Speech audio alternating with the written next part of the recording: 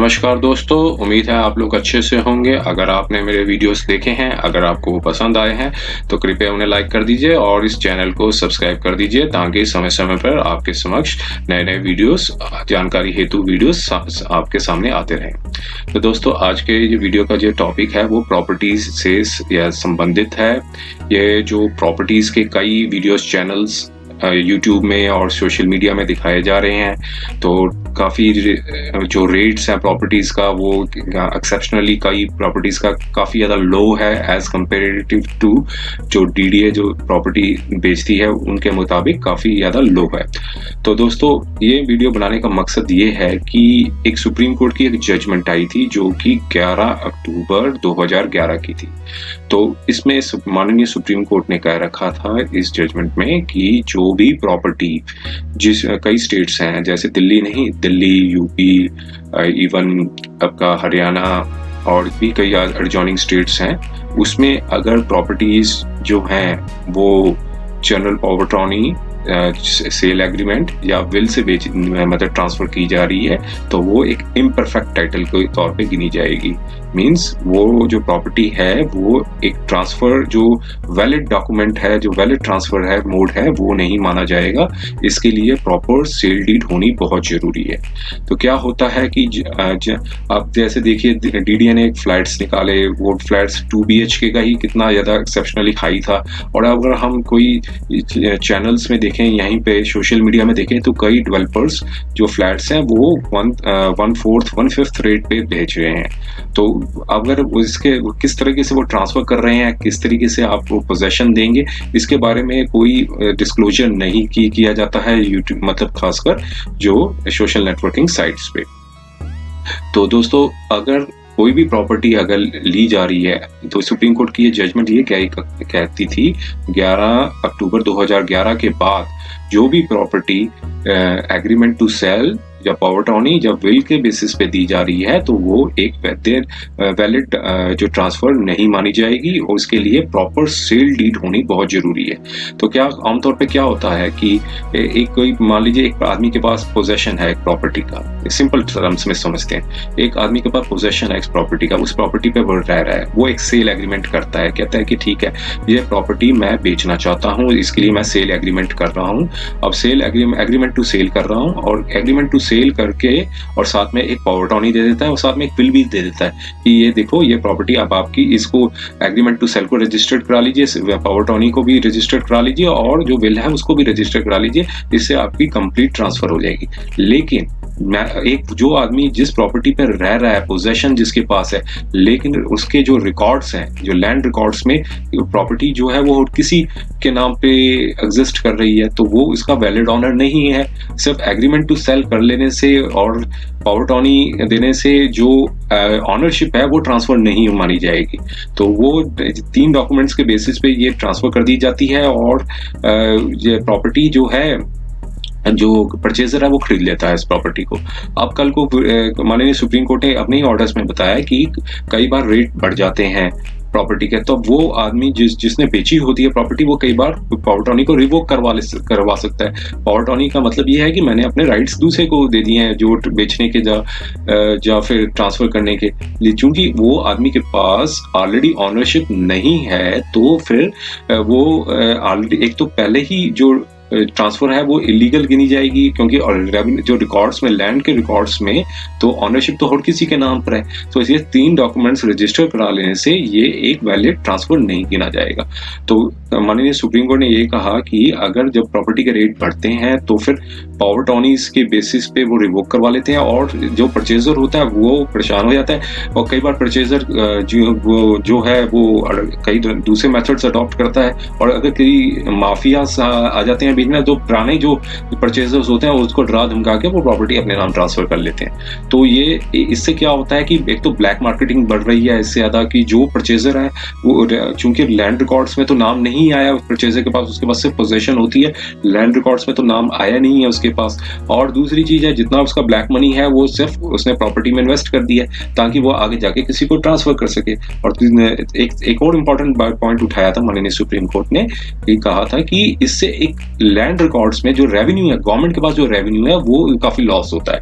मान लीजिए जो भी प्रॉपर्टी है, आप अगर आप इसका ऑनरशिप है आपके पास, आप किसी को ट्रांसफर कर रहे हैं तो उसका स्टैंप ड्यूटी गवर्नमेंट के रेवेन्यू में जाएगा। अगर मान लीजिए अगर एक स्टेट में उसका जो रेवेन्यू मतलब जो परसेंटेज है स्टैंप ड्यूटी की वो 6% है, तो मान लीजिए अगर प्रॉपर्टी 1 करोड़ की तो 6 लाख रुपया तो गवर्नमेंट के रेवेन्यू में जाएगा ही जाएगा।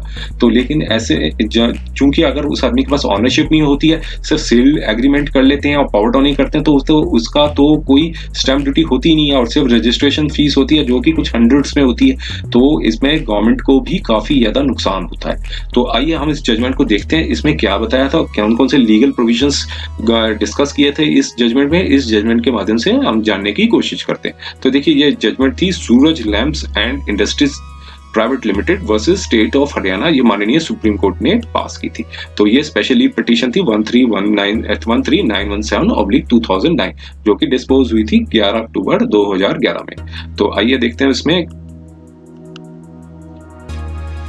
क्या था इसमें। तो देखिए यहाँ पे माननीय सुप्रीम कोर्ट ने कहा कि जनरल पावर टर्नी सेल्स और सेल एग्रीमेंट और जनरल पावर टर्नी से, इनको शॉर्ट फॉर्म में लिखा गया SA GPA विल, तो कहा कि ये सब मिसनॉमर्स है, can't be as a sale for the execution of the power attorney, nor they can be a transfer for the execution of the agreement to sale and the power attorney and a will। तो यहाँ पे इस हिसाब से बताया कि ये जो है ये मिसनॉमर्स हैं, ये can't be a sale by the execution of power attorney से अगर आप एग्जीक्यूट कर रहे हैं और ये ट्रांसफर करें तो ये सेल नहीं गिनी जाएगी। सिर्फ सेल एग्रीमेंट कर लेने से, जनरल पावर टर्नी से जब बिल करने से ये एक प्रॉपर सेल नहीं गिनी जाएगी। तो नोटिस अर्ली किया था। अब ये देखिए उसमें क्या बताया माननीय सुप्रीम कोर्ट ने। माननीय सुप्रीम कोर्ट ने कहा कि जो मोडस ऑपरेंडी होती है सेल एग्रीमेंट की, जनरल पावर टर्नी और विल की, इस क्या होती है इसमें कि वेंडर जो होता है, जो बेचने वाला होता है, वो अपने आप को ऑनर क्लेम करता है और claim to be the owner to receive the agreed consideration means जिससे परचेजर से जो भी अमाउंट लेगा, फिर deliver the possession of the property to the purchaser and execute the following documents or variations thereof। तो फिर क्या बताया कि एक कि agreement to sale by the vendor in the favor of the purchaser confirming the sale, delivery of the possession and full payment of the consideration, या फिर कहते हैं कि agreement of the sale agreeing to sell the property with a separate affidavit confirming receipt of the full price and delivery of the possession of the record। तो means ये ज्यादा focus किया कि एग्रीमेंट टू सेल मीन्स मैं ये property आपको बेचना चाहता हूँ, सिर्फ वो एग्रीमेंट सेल का एग्रीमेंट होगा और सेल डीड नहीं गिनी जाएगी, सेल नहीं मानी जाएगी, सिर्फ एग्रीमेंट टू सेल होगा। फिर साथ में कहा कि दूसरा बताया कि irrevocable general power टर्नी bye the vendor in the favour of purchaser, कहा कि मैं ये इररिवोकेबल आपको पावर टर्नी देता हूँ कि आपके सारे मेरे जितने भी राइट्स हैं वो आपके पास ट्रांसफर हो जाएंगे, और या फिर जनरल पावर टर्नी दे देंगे in the by the vendor in the favour of the purchaser or his nominee authorising the attorney holder to sell or transfer and special power attorney to manage the property. तो मतलब क्या है कि एक irrevocable special power टर्नी दे दी जाएगी जिसको परचेजर को कि आप इसको बेच सकते हो, ट्रांसफर कर सकते हो, जाएगा सिर्फ पावर टर्नी ट्रांसफर पावर टर्नी दी जाएगी इसमें। एक तो दी जाएगी एग्रीमेंट टू सेल, दूसरी पावर टर्नी। फिर तीसरा पॉइंट बताया a will bequeathing the property to the purchaser against the consequences of the death of the vendor before transfer is affected। तो यहाँ पे कोर्ट ने कहा कि माननीय कोर्ट ने कहा कि these transactions are not to be confused or equated with the genuine transaction where the owner of the property grants a power attorney in the favor of family members or the friends to manage or sell his property as he is not able to manage the property और execute the cell personally. तो कहा court ने कहा कि मान लीजिए एक आदमी कोई रह रहा है उस प्रॉपर्टी में कई सालों से, अगर वो उसका ऑनर नहीं है उस प्रॉपर्टी का, अगर वो प्रॉपर्टी को सिर्फ सेल एग्रीमेंट करके पावर टर्नी देके या विल देके ट्रांसफर कर देता है, तो वो कहता है उसको उस लेवल से ट्रीट नहीं किया जाएगा जो एक आदमी ओरिजिनल ऑनर है वो अपनी पावर टर्नी देता है। मान लीजिए एक आदमी ऑनर है, उसका वो अपनी पावर टर्नी किसी को दे देता है कि आप इस प्रॉपर्टी को ट्रांसफर कर सकते हो, हो सकता है वो आदमी जो ऑनर है वो बुजुर्ग है, नहीं बेच सकता, तो वो अपनी पावर टर्नी किसी को दे देता है कि इसको आप बेच सकते हो। तो क्यों, इस दोनों में डिफरेंस क्या है कि इसमें ऑनर है, अवेलेबल है, और जो एग्रीमेंट टू सेल वाला होगा उसमें ऑनर नहीं हो सकता उसमें। तो ये दोनों में कहा कि इन दोनों में डिफरेंस है। तो फिर इसमें कहा कि these are the transaction where purchaser pays the full price, but instead of getting the deed of the conveyance, get a sale agreement, general power attorney, a will as a mode of transfer, either as the instance of the vendor or at his own instance। कहा कि जब purchase करता है, purchaser होता है, उसको sale deed देने की बजाय क्या पकड़ा दिया जाता है, सेल एग्रीमेंट, पावर अटॉर्नी और विल। तो ऑनरशिप का तो राइट्स जाते नहीं उसके पास। तो ये चीज उसने बताई है। फिर अब बताया इल इफेक्ट्स क्या है। कोर्ट ने कहा कि इल इफेक्ट्स क्या है, जो general sale agreement, general power attorney और विल के जो ट्रांजैक्शन से, इस मोड से जो ट्रांसफर की जा रही है प्रॉपर्टी। तो उन्होंने, कोर्ट ने बताया कि पहला एक उन्होंने ऑर्डर दिया था, उसमें ये डिस्कस किया था, उसमें बताया था कि वेंडर्स, मतलब जो बेचने वाले हैं, with imperfect title who can't or do want to execute the registered deed of the conveyance. तो देखिए, एक तो पहले टाइटल जैसे काफी ज्यादा इम्परफेक्ट है। मान लीजिए एक आदमी के पास पोजेशन में प्रॉपर्टी हो सकता है, उसके काफी आगे के भी लीगल हेयर्स हों, मतलब और भी उसके भाई वगैरह हो सकते हैं, सिस्टर्स हो सकती हैं, सिर्फ वो पोजेशन में रह रहा है, और हो सकता है वो इसके जो सिस्टर्स हैं, जो ब्रदर्स हैं, जो भी हैं, वो दूसरे शहरों में रह रहे हैं। तो इम्परफेक्ट टाइटल है, क्योंकि अगर टाइटल को ट्रांसफर म्यूटेट करवाएगा प्रॉपर्टी को, तो सबके पास, सब लीगल हेयर्स के पास बराबर प्रोपोर्शनेट पे जाएगा। यहाँ हो सकता है कि वो फुल क्लेम कर रहा हो उस प्रॉपर्टी को। तो इम्परफेक्ट टाइटल मीन्स अगर वो आदमी की जो प्रॉपर्टी उसके फादर के नाम थी, वो एक्सपायर्ड हो गए हैं, म्यूटेट नहीं कराई उसने प्रॉपर्टी, तो म्यूटेट या सब्स्टिट्यूट नहीं कराई प्रॉपर्टी को, तो अगर वो कराता है तो बाकी सब जो लीगल हेयर्स हैं, मतलब उसके भाई जो सिस्टर्स हैं, उसके पास भी डिवॉल्व होगा। तो हो सकता है कि वो अपना रिकॉर्ड में नाम नहीं चेंज कराना चाहता हो, सिर्फ वो प्रॉपर्टी को बेचना चाहती हो। तो ये वेंडर्स के ऊपर का, जो बेचने वाले हैं उनके पास इम्परफेक्ट टाइटल है सेल, मतलब जो कि अब वो एग्जीक्यूट नहीं करना चाहते उस प्रॉपर्टी को। तो हो सकता है उनकी कोई सिस्टर के भी हो, ब्रदर हो, वो भी एक्सपायर्ड हो गए, उनके आगे भी कोई जो आगे लीगल हेयर्स आ गए हों, मीन्स उनके भी बच्चे आ गए हैं, तो वो उन सबका भी शेयर बन जाता है फिर। तो वो अपना ट्रांसफर नहीं कराना चाहते, सिर्फ इम्परफेक्ट टाइटल के नाम जो था वो लेट जो भी थे उनके तक ही रहेगा, सिर्फ वो अपनी एग्रीमेंट टू सेल कर देंगे कि मैं यहाँ पर रहता हूँ, मैं एग्रीमेंट टू सेल आपको कर रहा हूँ, सेल एग्रीमेंट कर रहा हूँ। तो आगे लिखा है परचेजर। अब दूसरा पॉइंट उन्होंने उठाया था, पहले जो ऑर्डर दिया था माननीय सुप्रीम कोर्ट ने, उसने बताया था कि purchaser who want to invest undisclosed wealth income in immovable property without any public record of the transaction. This process enable him to withhold any number of properties without disclosing them and assets held. मान लीजिए एक black marketer है, वो income tax returns नहीं देता है, और वो परचेजर है, वो कहता है चलो मैं प्रॉपर्टी पे इन्वेस्ट कर लेता हूँ। चूंकि रिकॉर्ड्स में नाम तो ट्रांसफर होगा नहीं, सिर्फ पावर अटॉर्नी है जाएगी, वो तो सेल मतलब ऑनरशिप तो ट्रांसफर हुई नहीं। तो एक किस्म से वो एक पोजेशन दी होगी, बेनामी प्रॉपर्टी, मतलब बेनामी तो नहीं, प्रॉपर्टी का जो ऑनर है वो और कोई रहेगा, लेकिन कल को कोई रिकॉर्ड्स में उसका नाम ट्रांसफर नहीं होगा, लेकिन उसके पास कंट्रोल होगा उस प्रॉपर्टी का। तो वो अपनी जितनी भी प्रॉपर्टीज को जो है ऐसे 10-12 प्रॉपर्टी, 8 प्रॉपर्टी, 10 प्रॉपर्टी खरीद लेता है, वो कल को कहता है कि जब जरूरत पड़ेगी तो उसको बेच दूंगा। तो इस तरह से वो अपनी वेल्थ को अकोमुलेट करते हैं जो भी परचेजर्स हैं। फिर लिखा है अगला कि purchaser who want to avoid the payment of the stamp duty. तीसरे पर्सन बताया, पहला वेंडर्स के ऊपर बताया जिनका इम्परफेक्ट टाइटल है, दूसरा परचेजर को बताया जो अनडिस्क्लोज अपनी वेल्थ है वो नहीं बताया, तीसरा उन्होंने बताया कि जो स्टैम्प ड्यूटी से बचना चाह रहे हैं, avoid the payment of stamp duty and registration charges either deliberately or wrong advice. The people who are in the real estate resort to these methods to avoid multiple stamp duty registration fees so as to increase their profit margin. तो क्या होता है कि जो बेचने वाले broker होते हैं वो यही कहते हैं कि आप स्टैम्प ड्यूटी देंगे तो प्रॉपर्टी का रेट बढ़ जाएगा, तो हम डेवैल्यूएट करवा के आप कराने की जरूरत नहीं, हम सिर्फ कर रहे हैं, हमारी गारंटी है, हमारा ये है वो है। ऐसे सारे कई वीडियो चैनल्स बने हुए हैं। तो उसमें अगर देखिए स्टैम्प ड्यूटी देंगे, गवर्नमेंट के रेवेन्यू में जाएगा, तो गवर्नमेंट की भी लायबिलिटी बन जाती है उसको रिकॉर्ड्स को पूरी तरह से मेंटेन करने की। तो एक प्रॉपर डॉक्यूमेंट बन जाएगा सब कुछ। तो अगर स्टैम्प ड्यूटी नहीं देंगे, प्रॉपर्टी को सीधा ट्रांसफर करा लिया जाएगा, और स्टैम्प ड्यूटी नहीं देंगे तो फिर प्रॉपर एक टाइटल है वो ट्रांसफर नहीं माना जाएगा और गवर्नमेंट के रिकॉर्ड में भी नहीं जाएगा। तो ना ही गवर्नमेंट को रेवेन्यू आएगा। तो कहते हैं कि या तो वो जानबूझ के ऐसे करते हैं या फिर रॉन्ग एडवाइस। कोई आदमी जैसे कोई इलिटरेट आदमी है या फिर नॉलेज नहीं है इसको, वो कहते हैं चलो ठीक है, आप क्यों गवर्नमेंट को देना है, स्टैंप ड्यूटी देना है, हम अंडर वैल्यूएट करा देते हैं, हम इस पावर अटॉर्नी से आपको प्रॉपर्टी बेच देता है। तो ऐसे में कोर्ट ने चिंता बताई अपने पिछले ऑर्डर्स पे। तो अब आपने इन्होंने बताया कि whether by be the intention the consequences are disturbing, कहता कोई भी इंटेंशन हो लेकिन consequences disturbing है, क्योंकि reaching the adversely affecting the economy, civil society and the law. Firstly, it enables the large scale evasion of the income tax, wealth tax, stamp duty and registration fees. तो देखिए अगर property जिसके पास 8-10 property होंगी या 5-6 property होंगी तो उसको wealth tax भी देना पड़ेगा कि, और दूसरी इनकम टैक्स से भी, इनकम टैक्स अथॉरिटीज भी पूछेंगे भाई कहाँ से लाए इतना पैसा, आप इनकम तो कुछ है नहीं आपकी। तो इस तरह से कहते काफी ज्यादा रॉन्ग इम्पैक्ट पड़ रहा है, ये गवर्नमेंट ने सुप्रीम कोर्ट ने कहा। Secondly such transactions enables the persons with undisclosed wealth to invest their black money and also to earn profit and income। मान लीजिए जो प्रॉपर्टी है वो जो परचेजर है वो अपनी इनकम दिखाता ही नहीं है और प्रॉपर्टी खरीद लेता है, और फिर कहते हैं कि जो जरूरत पड़ेगी इन्वेस्ट कर देता है, जरूरत पड़ेगी उसे बेच देता है, उससे भी प्रॉफिट कमाएगा वो। तो इस तरह से कि ये सारी चीजें क्या है कि ये बहुत ज्यादा डिस्टर्बिंग चीजें, इश्यूज हैं ये यहाँ पे।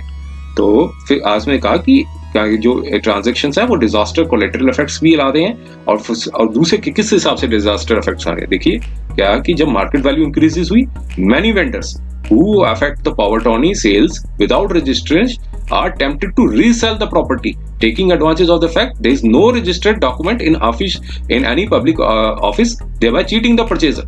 तो मान लीजिए वही चीज आ गई यहाँ पर भी, प्रॉपर्टी जैसे मान लीजिए एक वेंडर रह रहा है उस प्रॉपर्टी में, उसने सेल एग्रीमेंट कर दिया, पावर अटॉर्नी दे दी, विल दे दी, और बाद में जाकर रेट बढ़ गया, मान लीजिए रेट बढ़ गया, एस्केलेट हो गया, कहीं जा उसने रूरल साइड पर दे दी, जो वहां पे कोई हाईवे बन गया, जब रेट काफी ज्यादा एस्केलेट कर गया, तो वो कहेगा कि मैंने तो कोई ट्रांसफर तो की नहीं है, क्योंकि गवर्नमेंट के रिकॉर्ड में तो जो ऑनर थे वो तो वही के वही है, मैंने अपनी पावर अटॉर्नी से रिवोक कर लिया और आपका जितना भी अमाउंट है ये ले लीजिए, जो भी है मैं दूसरे को बेच रहा हूँ। तो ये कहा कि चीट करते हैं इस तरह से, इस तरह के जितने भी बेचे जा रहे हैं सेल एग्रीमेंट पावर अटॉर्नी के, जनरल पावर अटॉर्नी से या बिल से, ये सब लोग चीट कर रहे हैं परचेजर को। अब यहाँ पर दूसरा इश्यू बताया कि when the purchaser under the special power attorney sales comes to the know about the vendor action, he invariably tries to take the help of the muscleman। देखिए muscleman आगे कि to sort out the issues and protect its rights। कहते हैं कि मान लीजिए आप उसको खाली कराने आ रहे हैं, चलो ये हमने तो दे दी है, तो वो मसलमैन को हायर कर लेते हैं कि भाई हमने तो बोनाफाइड है, हमने तो खरीद ली थी प्रॉपर्टी को। तो इस तरह का माननीय सुप्रीम कोर्ट ने अपनी ऑब्जर्वेशन दी। तो फिर अगला बताया on the other hand real estate mafia. देखिए यहाँ क्या आ गया, real estate mafia many a times purchase properties which are already subject to the power of sales, power attorney sales, and then threaten the previous power attorney sales purchaser from asserting their rights। तो जो मान लीजिए अब वो vendor के दिमाग में कोई चीटिंग कर दी, चीटिंग का वो इशू आ गया, उसने कहा कि मैंने अपनी रिवोक कर दिया और किसी माफिया ने ले ली वो प्रॉपर्टी। माफिया आएगा, वो पिछले जितने परचेजर होंगे उनको डराएगा धमकाएगा कि भाई ये प्रॉपर्टी है जो हमारी हो चुकी है, आप यहाँ से जाइए, अजर्ट आप कहेगा ये राइट हमारा हो चुका है। तो इस तरह से क्योंकि टाइटल ट्रांसफर हुआ नहीं, ऑनर उसी के पास रहा, ये डॉक्यूमेंट सेल एग्रीमेंट, विल और पावर अटॉर्नी जो जनरल पावर अटॉर्नी के बेसिस पे जो ट्रांसफर की जा रही है, तो सुप्रीम कोर्ट ने इस पे बहुत ज्यादा चिंता जताई। आप आगे देखिए आगे क्या बताते हैं इसमें।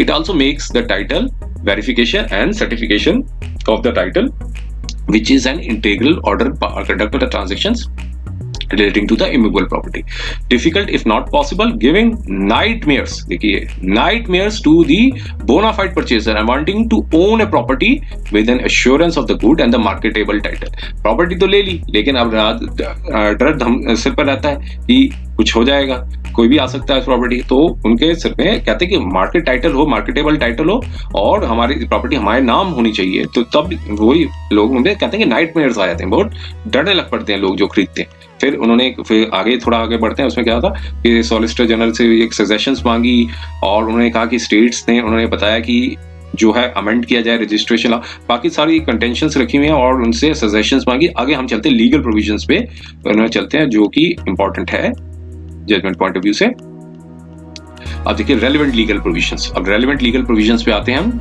वो तो अंदर कोर्ट के अंदर की प्रोसीडिंग्स का पार्ट था, अब रेलेवेंट प्रोविजंस क्या है इस जजमेंट के। देखिए सेक्शन 5 जो कहता है ट्रांसफर ऑफ प्रॉपर्टी एक्ट, क्या कहता है इस पर ट्रांसफर ऑफ प्रॉपर्टी एक्ट, वो डिफाइंड है। Transfer of property act defined in the following terms means an act by which a living person conveys property in the present or in future to one or more other living persons or to himself and one or more other living person and to transfer the property to perform such act. ये transfer property section 5 कहता है। ये definition बताइए section 5 की। Section 54 जो important है, बहुत important है, इसको आप ध्यान से देखिए। Section 54 of the transfer property act define sales. Sales जो है, कोई प्रॉपर्टी को बेचा जाता है तो उस सेल की जो डेफिनेशन है section 54 of the transfer of property act के अंदर है। तो वो क्या कहती है? Sales is a transfer of the ownership in exchange for the price paid और प्रॉमिस्ड और part paid and part promised. कोई भी प्रॉपर्टी जो है वो ट्रांसफर की जा रही है, मीन ट्रांसफर ऑनरशिप दी जा रही है। मान लीजिए एक आदमी ने अपनी ऑनरशिप है वो दूसरे को दे दी इन कंसिडरेशन, मतलब कुछ अमाउंट पे, कि इतने अमाउंट पे आप मुझे प्रॉपर्टी मैं आपको दे रहा हूं, बेच रहा हूं, तो जब तक ऑनरशिप ट्रांसफर होगी इन exchange of the price paid और प्रॉमिस्ड और पार्ट पेड, मीन थोड़ा सा पार्ट पोर्शन अभी पे कर दीजिए, थोड़ा बाद में कर दीजिए, तो वो भी सेल्स के अंदर आएगी। अब सेल्स हाउ मेड ये भी लिखा है, सच transfer in the case of tangible immovable property of the value of 100 rupees and upwards, or in case of the reversion and or other intangible things that can be made only by the registered instrument। तो कहा कि cell जो होती है वो एक tangible immovable mean, जो tangible mean by touch जो होती है करते हैं जिसको जो फिजिकल फॉर्म में है, तो टेंजिबल इमूवेबल प्रॉपर्टी को अगर जो जिसकी वैल्यूएशन 100 रुपीज से ज्यादा, क्यों 100 क्यों लिखा है? क्योंकि ये एक्ट जो है 1882 में बना हुआ था, तो तब 100 रुपीज की बहुत वैल्यू थी, लेकिन आज की डेट में तो 100 रुपीज का कोई इतना नहीं ज्यादा वैल्यू है कि, लेकिन जो एक्ट बना था 1882 का, तब का बताया इन्होंने कि अब वो अभी आज की डेट में भी एप्लीकेबल है। जो भी प्रॉपर्टी का रेट 100 रुपीज से अबव है उसको रजिस्टर्ड इंस्ट्रूमेंट्स के द्वारा ही कंप्लीट मानी जाएगी अगर प्रॉपर्टी इमूवेबल प्रॉपर्टी को ट्रांसफर किया जा रहा है, मतलब ट्रांसफर किया जा रहा है इन कंसिडरेशन जो भी है in exchange of the price paid. अभी लिखा है in case of tangible immovable property of value less than 100 rupees such transfer may be made either by the registered instrument or by the delivery of the property. तो देखिए ये second जो portion है इतना valid नहीं है इसमें, क्योंकि हर प्रॉपर्टी का रेट तो जो इवन प्रॉपर्टी देखने भी जाएंगे इतना तो कैब का ही रेट इतना ज्यादा आ जाएगा कि जो भी ट्रांसपोर्टेशन का ही खर्चा इतना आ जाएगा, तो ये सेकंड पोर्शन इतना नहीं है, लेकिन जो डेफिनेशन में एग्जिस्ट करता है उसको आप कंसीडर कीजिए। आगे देखिए क्या लिखा है कि delivery of the tangible immovable property takes place when the seller places the buyers or such persons as he directs in possession of the property. तो डिलीवरी भी तभी हो पाएगी जब sellers places the buyer, means बेचने वाला places the buyer or another person as he directs in the possession of the product, जिसकी possession में होगी वो अगर जो बायर को हैंड ओवर कर देगा, टेंजिबल मूवेबल प्रॉपर्टी कर देगा। आगे देखिए इस पे क्या है जो बहुत इंपॉर्टेंट है, बहुत इंपॉर्टेंट है, इसको देखिए। Contract for sale, a contract for the sale of the immovable property is a contract that sale of such property shall take place on terms settled between the parties.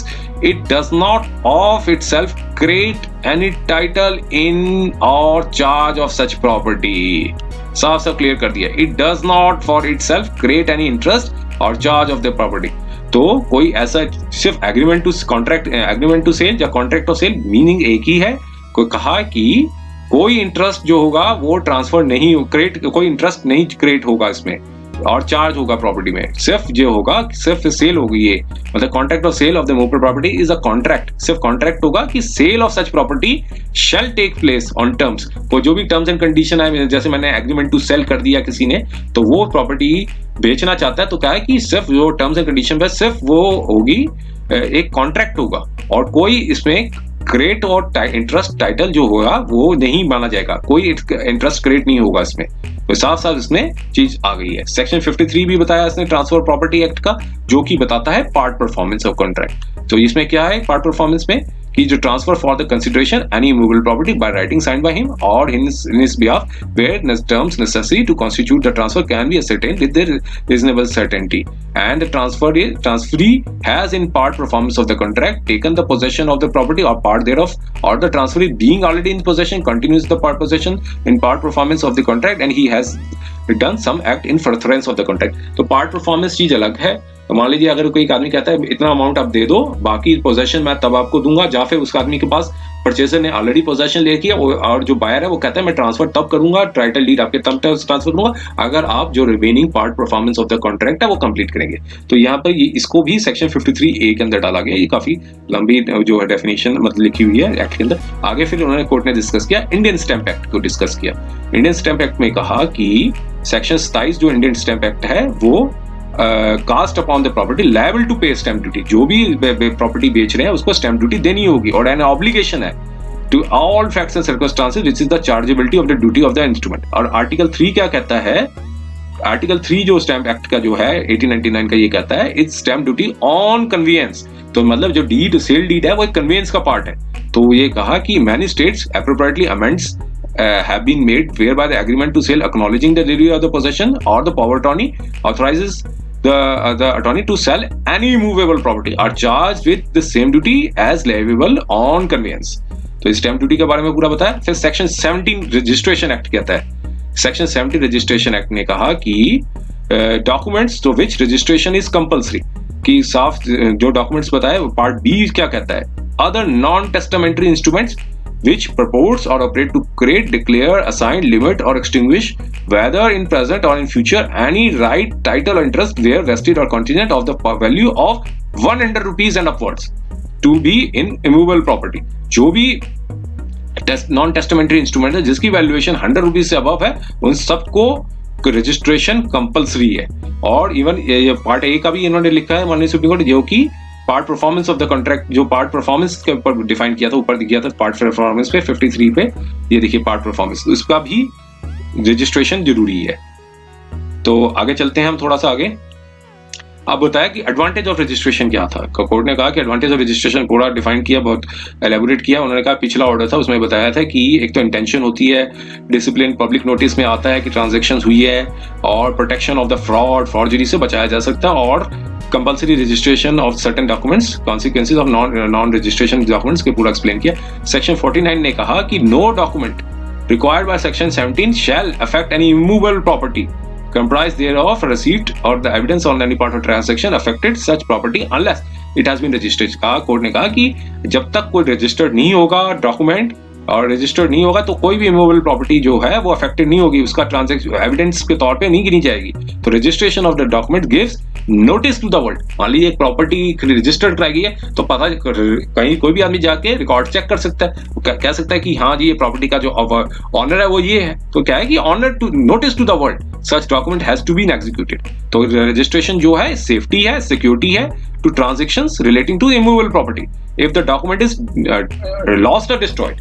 तो मान लीजिए आप किसी को ने सेल एग्रीमेंट दी, power attorney दी, और विल दी, डॉक्यूमेंट अगर लॉस्ट हो गया तो गया, प्रॉपर्टी का तो कुछ रह नहीं गया उसके पास, कुछ भी नेचुरल कैलामिटी हो सकती है, लेकिन गवर्नमेंट का जो डॉक्यूमेंट है वो परमानेंटली रहेगा। तो इसने कहा रजिस्ट्रेशन से कोई भी अगर डॉक्यूमेंट अगर खो भी जाएगा तो दोबारा से प्रिस्क्राइब्ड फीस से वो ले सकते हैं आप उसकी कॉपी वगैरह भी। तो ये सारे कोर्ट ने रजिस्ट्रेशन के एडवांटेजेस बताए। आगे हम चलते हैं और आगे पढ़ते हैं।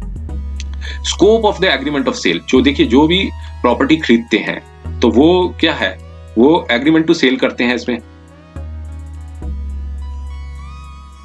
एग्रीमेंट टू सेल करते हैं।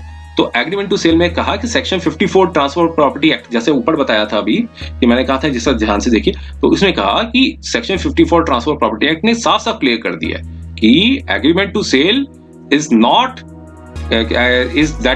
an agreement to sale does not create any interest on charge of such property। Court ने साफ साफ कह दिया कि एग्रीमेंट टू सेल है वो कोई इंटरेस्ट नहीं क्रिएट करेगा और कोई चार्ज नहीं करेगा प्रॉपर्टी में। तो इसने माननीय कोर्ट ने पिछली जजमेंट्स के ऊपर रिलाई किया। आगे अब फिर उन्होंने क्या कहा, आगे बताया, it is clear that the transfer of immovable property by the way of sale can only be by a deed of the convince.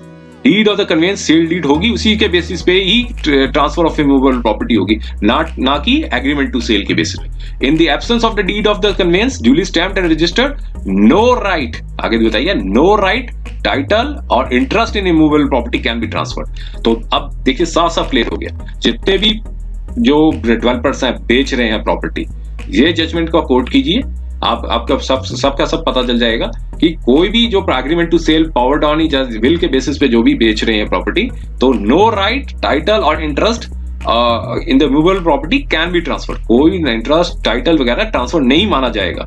चाहे जो मर्जी एश्योरेंस दे दिया है। तो आगे देखिए फिर कहा है, a contract of sale is not the registered deed of the convect would fall short of the requirement of the section 54 and the 55 of the Transfer Property Act। तो कोर्ट ये लॉ ऑलरेडी बना हुआ है, इसमें court को साफ साफ लिख दिया कि डेफिनेशन में ही साफ साफ लिखा हुआ है कि एग्रीमेंट टू सेल जो है कोई रजिस्टर्ड डीड है ही नहीं, तो it will not confer any title or transfer in interest in the immovable property except to the limited right under section 53 and 53A of the Transfer Property Act। According to the Transfer Property Act, an agreement to sale whether with possession or without possession is not a conveyance। Clear हो गया? आप तो पूरा देख लीजिए कि transfer property act खुद ही define करता है कि एग्रीमेंट टू सेल है, चाहे आप पोजेशन दे रहे हैं चाहे नहीं दे रहे हैं, इज नॉट ए कन्वेंस, वो एक कन्वेंस नहीं गिनी जाएगी। Section 54 transfer property act enacts the sale of immovable property can only be made by registered instrument and agreement to sales does not create any interest or charge on the subject matter।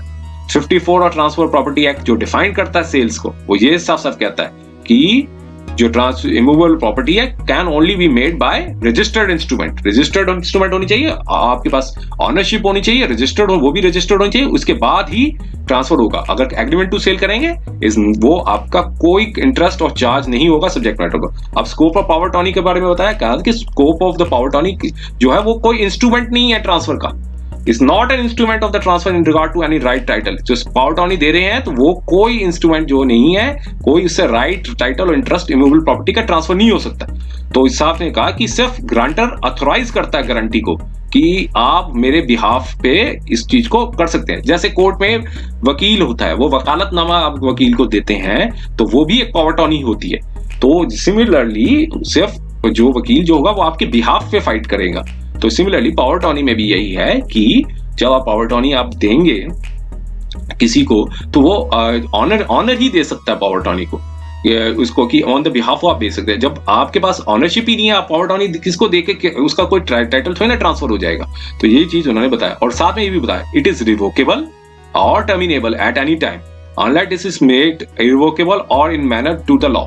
जैसे आप किसी को वकालतनामा देते हैं, अब कोई वकील आपको पसंद नहीं है तो आप उसको कहते हैं कि डिस्चार्ज के लिए डाल देते हैं, या फिर डिस्चार्ज के लिए कहते हैं, या फिर आप दूसरे वकील को हायर कर लेते हैं। सिमिलरली इसमें भी कहा कि रिवोकेबल है, आप पावर टर्नी देते हैं, मान लीजिए एक आदमी ने पावर टर्नी दे दी किसी को, अब उस पावर टर्नी को वो कहता है मेरे को ये पसंद नहीं, इस पर विश्वास नहीं, मैं उसे रिवोक कर रहा हूँ, मैं दूसरी किसी को पावर टर्नी देता हूँ। जो दूसरी पावर टर्नी देंगे तो वो अपने आप ही पहले रिवोक हो जाएगी। और फिर कहा कि unless it is made irrevocable in any manner through the law, उस पावर टर्नी को इररिवोकेबल बनाना पड़ेगा। और कहा कि अगर इररिवोकेबल पावर टर्नी भी दे दी जाए, it does not have the effect of transferring the title to the guarantee।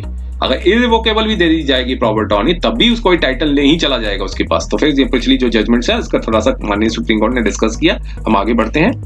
आगे इसमें लिखा इस power टर्नी attorney holder may however execute a deed of conveyance in exercise of the power granted under power attorney and convey title on the behalf।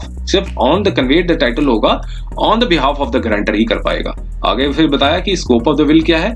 Will का भी ये चीज बताई कि एक टेस्टिमेंट ऑफ द टेस्टेटर है, ये post office disposition in the estate of the testator directing the distribution of his state upon his death.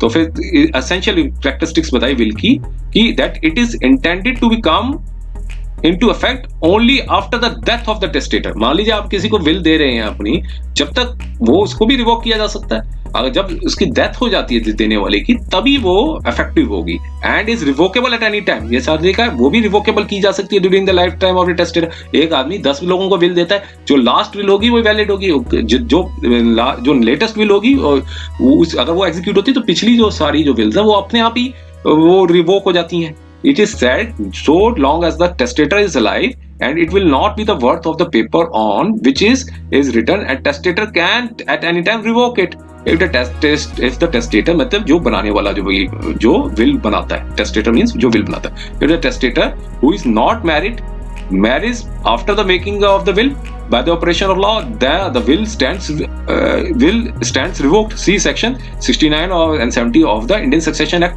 Registration of will does not make एक मोर इफेक्टिव। तो मान लीजिए एक आदमी एक अनमैरिड मैन है, तो वो अगर विल बनाता है किसी के नाम और बाद में वो मैरिड कर हो जाता है, फिर उसके जो लीगल हेयर्स आएंगे तो वो उनका भी अपना राइट अपने आप आ जाएगा। उसमें इंडियन सक्सेशन एक्ट बता रहा है 6970 जो इंडियन सक्सेशन एक्ट है उसके मुताबिक उसके अंतर्गत जो भी है वो उनका भी राइट्स हो जाएगा। तो वो विल जो बनाई हुई है वो अपने आप ही रिवोक हो गई। तो ये रजिस्ट्रेशन ऑफ ए विल भी कहा कि कोई does not make it any mode effective. अगर आप रजिस्टर्ड भी करा देते हैं विल को तो कोई फर्क नहीं है, चाहे विल रजिस्टर्ड हो चाहे अनरजिस्टर्ड हो, इसका कोई वैल्यू नहीं है रजिस्टर्ड विल की। विल को आप बिना रजिस्टर्ड करके भी आप सादे कागज में भी दे सकते हैं किसी को, अगर कोई प्रॉपर्टी ट्रांसफर करानी हो तो अगर रजिस्टर्ड करा देते हैं तो एक वो बन जाएगा, टाइटल बन जाएगा, डॉक्यूमेंट मतलब ऑन रिकॉर्ड में चला जाएगा गवर्नमेंट के रिकॉर्ड में कि हाँ ये विल जो है वो बोनाफाइड है, ट्रू है। इससे रजिस्ट्रेशन नहीं होने से विल इनवैलिड नहीं हो जाती है। ये कभी किसी दूसरे वीडियो में डिस्कस करेंगे इसके बारे में। आगे बताया कंक्लूजन पे आइए। कंक्लूजन में ये बताया कि special power attorney, general power attorney will does not convey any title or create any interest in the movable property. The observation and the concept of the power attorney has been recognized as a mode of the transaction while dealing with the way of a special sale agreement. General power attorney are unwarrantedly and not justified intending misleading the general public. देखिए साफ से कह रही mislead कर रहे हैं general public को, thinking that this special power attorney, general power attorney, sale agreements, general power attorney will transaction are more kind of recognized and accepted mode of transfer and this will can be a valid substitute of the sale deed.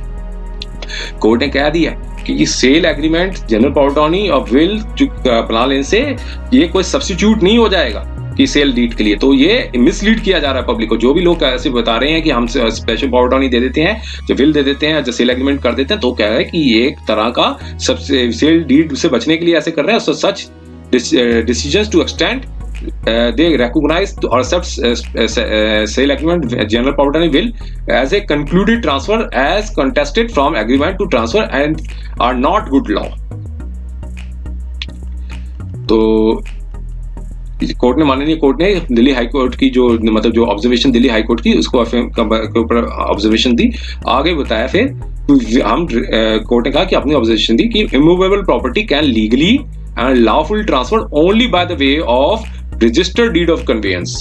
Transactions of GPA sales or GPA SA GPA transferred do not convey title or do not amount to a transfer, nor they can be recognized at the valid mode of the transfer of the immovable property. Court ने आप observation दे दी है, court ने अपने directions दे दी हैं कि directions में कहा है कि जो भी इमूवेबल प्रॉपर्टी है वो तभी ट्रांसफर हो पाएगी या कन्वेड हो पाएगी जब तक आपके पास रजिस्टर्ड डीड ऑफ कन्वेंस नहीं है।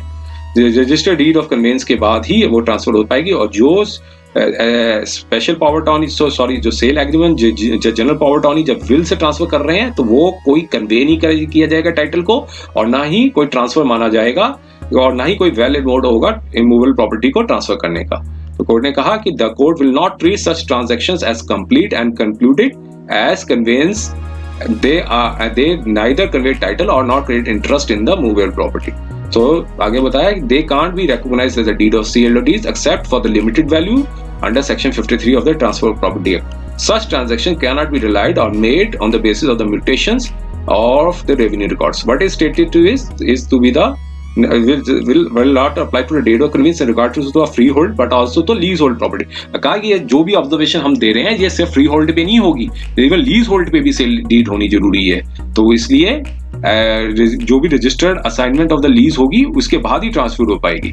तो फिर कोर्ट ने कहा कि अब ये आगे बताया कि उन्होंने कि जो डिक्लेरेशन दैट की GPA sales and SA GPA will are not legally waived mode of transfer is likely to be create hardships for the large number of people who have entered into a sale transaction and they should be given sufficient time to regularize the transaction by obtaining a deed of conveyance. तो कहा court ने कहा कि declaration दे देना और ये काफी ज्यादा हार्डशिप्स होगी जो लार्ज नंबर ऑफ पीपल जो ऑलरेडी एंटर्ड हो चुके हैं ट्रांजेक्शंस में, और उनको कुछ सफिशिएंट टाइम मिलना चाहिए और ताकि वो अपनी ट्रांजैक्शंस को जो डीड ऑफ कन्वेंस के माध्यम से वो करवा सके। तो साथ से कहा कि it is submitted that this decision should be made applicable prospectively बता दिया, मींस रेट्रोस्पेक्टिवली नहीं कहा, प्रोस्पेक्टिवली कह दिया, मींस 11 अक्टूबर 2011 की जो जजमेंट आई है तो वहां से जो भी डिसीजन होगा वहां से एप्लीकेबल होगा। जो पुराने हो चुके हैं उनका कहा कि उनको डिस्टर्ब करने की जरूरत नहीं है, जो वो अपने जो भी लीगल प्रोविजन है वो यूज करके करा सकते हैं, लेकिन जो 11 अक्टूबर 2011 के बाद जो भी करेंगे तो प्रोस्पेक्टिवली लिख दिया है ताकि उनको जो पिछले लोग हैं उनको हार्डशिप ज्यादा ना फेस करनी पड़े। आगे बताया कि well settled legal proposition that GPA, SP, SA, GPA transaction are not transferred or sales, and such transactions can't be treated as the complete transfer of the conveyance. They can continue to treat and then agreement to sale. Nothing prevents affected parties to getting the registered deeds or conveyance to complete the title. कहा जिन्होंने कर रखा है तो उनको वो जाएं और अपनी डीड जो कन्वेंस है वो उसे कंप्लीट करें टाइटल को, और उनको जो खरीद रहे हैं प्रॉपर्टी को। तो sale, SA, GPA transaction may also be used to obtain specific performance or to defend possession under section 53 of the transfer act. So फिर कोर्ट ने कहा कि जो if documents relating to the SA, GPA have been accepted by the DDA or other development authorities, by the municipal or the revenue authorities to effect mutation, they need not be disturbed. तो already जो पहले हो चुकी हैं, जो DDA ने ले लिया जनरल पावर अटॉर्नी, म्यूनिसिपैलिटी ने ले लिया जनरल पावर अटॉर्नी, जो ऑलरेडी ट्रांजेक्शंस हो चुकी हैं उसको डिस्टर्ब नहीं किया जाएगा on this account of the decision. जितनी भी म्यूनिसिपैलिटी हैं उन्होंने ऑलरेडी कर रखा है तो उसके बेसिस पे उनको डिस्टर्ब नहीं किया जाएगा। तो ये मतलब थी जजमेंट थी ये पूरी की पूरी। अब ये उम्मीद है कि काफी ज्यादा क्लैरिफिकेशन हो गया है इस जजमेंट से। कोर्ट ने साफ साफ कह दिया है कि sale agreement, general power attorney जब बिल के बेसिस पे जो इफेक्टिव मोड ऑफ जो टाइटल जो ट्रांसफर है वो नहीं वैलिड गिना जाएगा। इसके लिए आपके पास डीड ऑफ कन्वेंस होनी जरूरी है।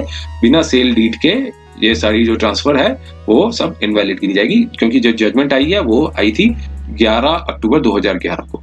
तो उम्मीद है कि ये वीडियो आपको काफी पसंद आया होगा। अगर पसंद आया तो कृपया इसे लाइक कर दीजिए और चैनल को सब्सक्राइब कर दीजिए ताकि समय समय पर और आपके समक्ष नए नए वीडियोस आते रहें। समय देने के लिए बहुत बहुत धन्यवाद।